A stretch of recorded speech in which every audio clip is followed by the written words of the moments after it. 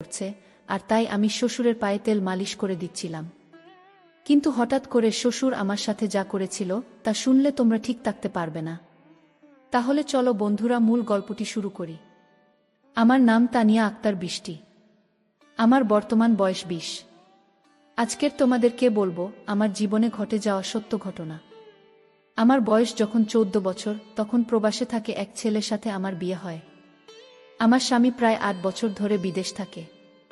বিদেশ থেকে 6 মাসের ছুটিতে এসেছে বিয়ের জন্য। আমার বিয়ের কথা আগে থেকেই আমার পরিবারের সাথে ঠিকঠাক করে রেখেছিল।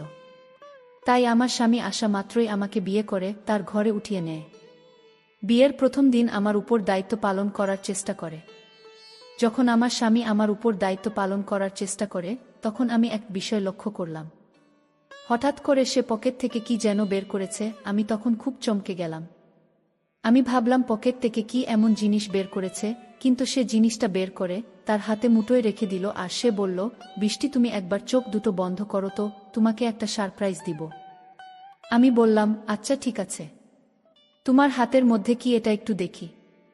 সে বলল, এটাই তো তোমার সারপ্রাইজ। তারপর আমি এই সারপ্রাইজ পাওয়ার জন্য চোখ বুজলাম। কিছুক্ষণ পর সে আমাকে বলল, এবার চোখ দুটি খোলো। চোখটি খোলার সাথে সাথেই আমি দেখতে পেলাম সে আমার হাতের মধ্যে একটি আংটি পরিয়ে দিল। আংটিটি ছিল ডায়মন্ডের। আমি তো কখনো ডায়মন্ডের আংটি দেখি নাই। আমি খুব খুশি ডায়মন্ডের আংটি পেয়ে। তারপর সে বলল, এটা আমি বিদেশ থেকে অনেক কষ্ট করে তোমাকে শুধু খুশি করার জন্য অনেক টাকা ব্যয় করে এনেছি। তুমি কি এই গিফটটা পেয়ে খুশি হয়েছ?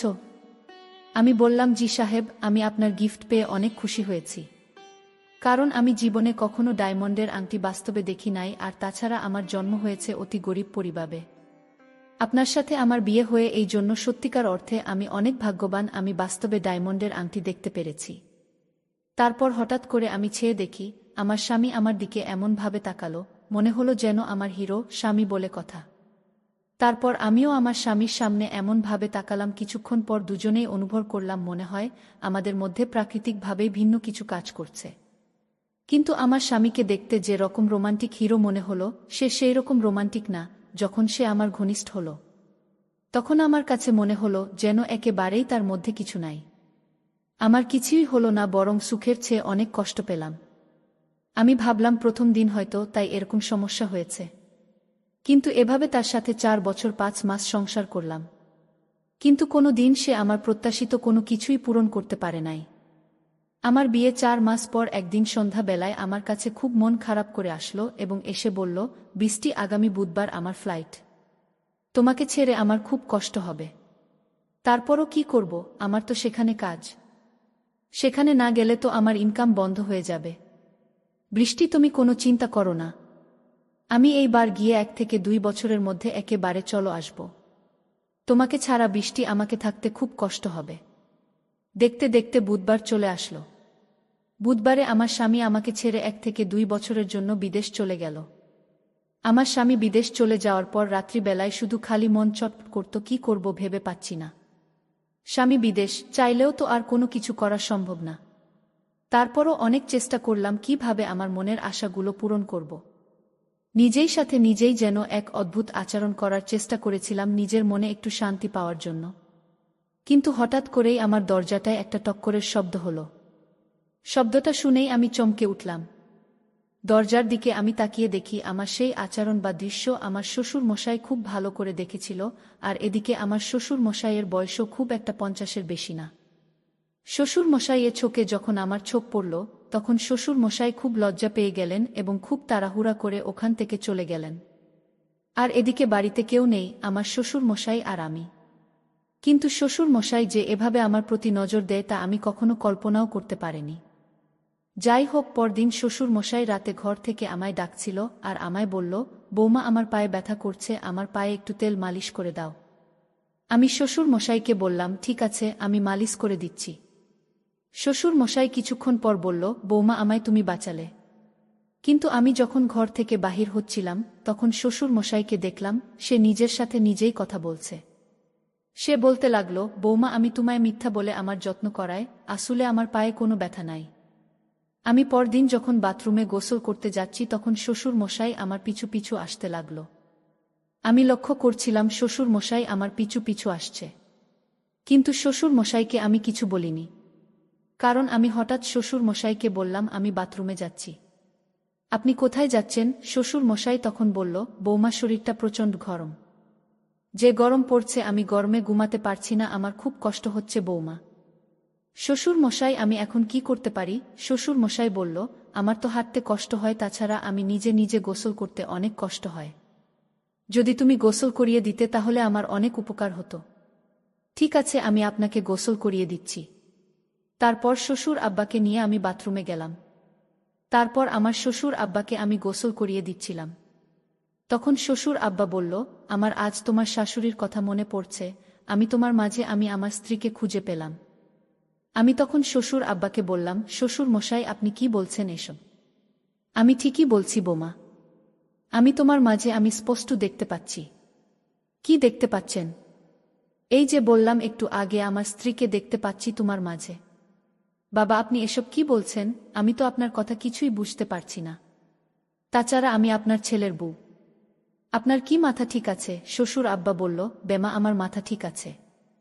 আমি মনে মনে ভাবলাম, শ্বশুর মশাই এ কি মাথায় সমস্যা হয়ে গেল না কি? যাই হোক, কিছুদিন পর আমার শ্বশুর মশাই আমায় বলল, বৌমা আমার একটা জিনিস খাওয়ার খুব ইচ্ছা করছে। কি খেতে চান শ্বশুর মশাই? শ্বশুর মশাই বলল, আমি তোমাকে নিয়ে একসাথে নুডলস আর পায়েস খেতে চাই। আমি বললাম, আব্বা আপনি একটু অপেক্ষা করুন, আমি আপনার জন্য নুডলস আর পায়েস তৈরি করে নিয়ে আসছি। তারপর আমি যখন শ্বশুর আব্বার রুমে নুডলস আর পায়েস তৈরি করে খাওয়াতে নিয়ে গেলাম। আমি আব্বার রুমে যেতেই বলল, বৌমা আজ আমার খুব ভয় করছে।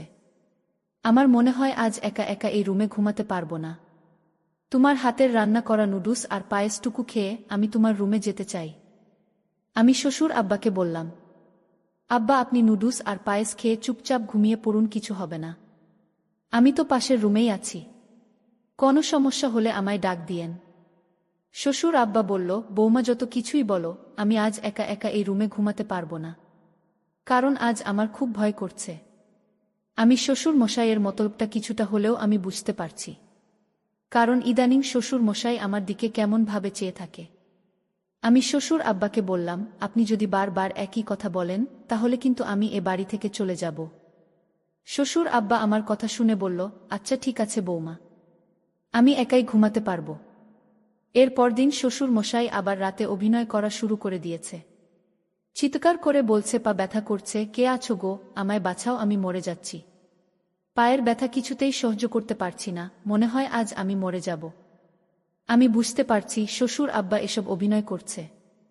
আমি শ্বশুর আব্বার রুমে গিয়ে বললাম, আপনি এভাবে চিৎকার করছেন কেন? তুমি কি জানো না বৌমা আমার পায়ে ব্যথা? জানি তো, কিন্তু আমি কি করব? তুমি একটু পায়ে মালিশ করে দাও, তাহলেই ব্যথা চলে যাবে। শ্বশুর আব্বা, আমি পারবো না, আপনি ভালো কোনো ডাক্তার দেখান। বৌমা তুমি আমার মুখের উপর কথা বললে। আমি বললাম, আপনার এসব নাটক আমার ভালো লাগে না। আপনি নির্ভয়ে নাটক বাদ দিয়ে বলুন, আপনি আমার কাছ থেকে কি পেতে চান, সোজা বলে পেলন। কি বলছো বৌমা, আমার সত্যি পায়ে ব্যথা? তাহলে চলুন আপনাকে ডাক্তারের কাছে নিয়ে চলি।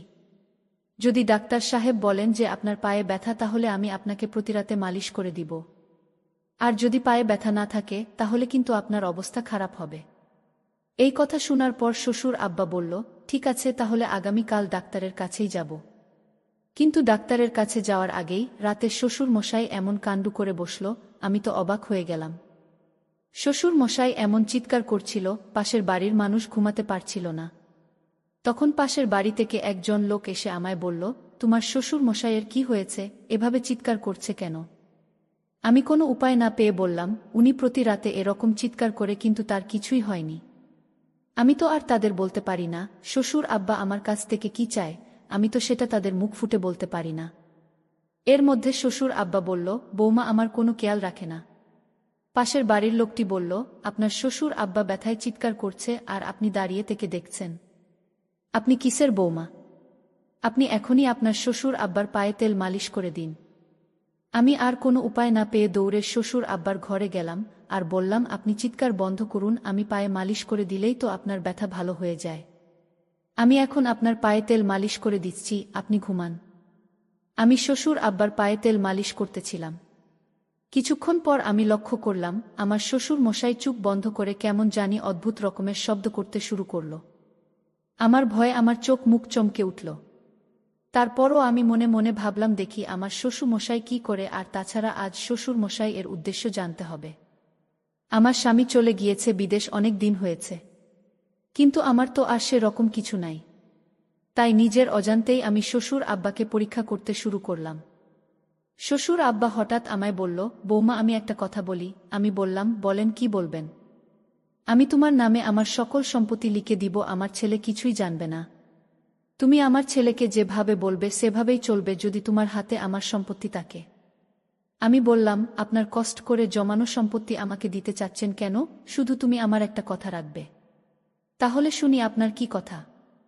শ্বশুর আব্বা বলল, বৌমা এ কথাটা কাউকে বলা যাবে না, যদি বলো তাহলে আমার আর তোমার বড় ধরনের ক্ষতি হতে পারে, আর তাই কোনোভাবেই এই কথা কাউকে বলা যাবে না। এই কথাটি শুধু তুমি আর আমি ছাড়া কেউ জানবে না। আব্বা বলুন, আপনার কি কথা? আমি রাখবো আপনার কথা। সত্যি বৌমা তুমি আমার কথা রাখবে? হে বাবা, কতবার বলবো আপনার কথা রাখবো, বলেন আপনার কথা। তখন শ্বশুর আব্বা বললেন, তাহলে আমি যা বলি তুমি এখন তাই মানতে হবে। ঠিক আছে বাবা, আপনি বলুন আপনার কথা। তাহলে শোনো বেমা, তুমি প্রথমে আমার রুমের দরজাটা বন্ধ করে আসো। আমি বললাম, দরজা বন্ধ করতে হবে কেন? আমি যা বলছি তুমি তাই করো। আমি শ্বশুরের কথাই দরজা বন্ধ করে দিলাম। এবার কি করতে হবে বলুন শ্বশুর আব্বা? এবার তুমি রুমের যে কয়টা জানালা আছে সব বন্ধ করে দাও। আমি শ্বশুর মশাইয়ের কথায় রীতিমতো অবাক হচ্ছিলাম।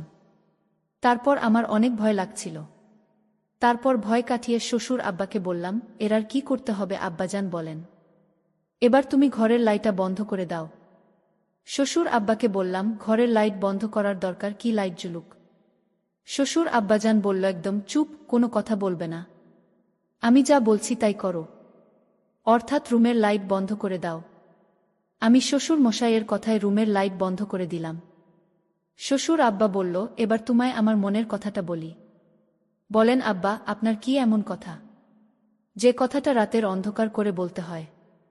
শোনো বৌমা, আমার ছেলে প্রথম যেদিন তোমাকে বিয়ে করে এনেছিল তার পরের রাতে তুমি আমার ছেলের সাথে প্রতি রাতে যা করছিলে আমি তোমার কাছ থেকে পেতে চাই। আমি শ্বশুর মশাইয়ের কথা শুনে আমার গলা শুকিয়ে গেল। আমি বললাম, আপনি আমার শ্বশুর আব্বা যান, আর আপনার মুখে কি এসব কথা মানায়?